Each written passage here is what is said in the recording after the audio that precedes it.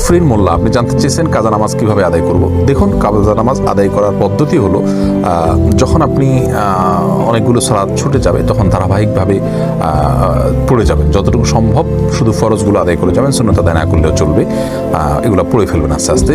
এরপরে ভাই এমডি আবদুল্লাহ জানতে চেয়েছেন নারীরা উচ্চ আওয়াজে কোরআন তেলাওয়াত করতে পারবেন কি না।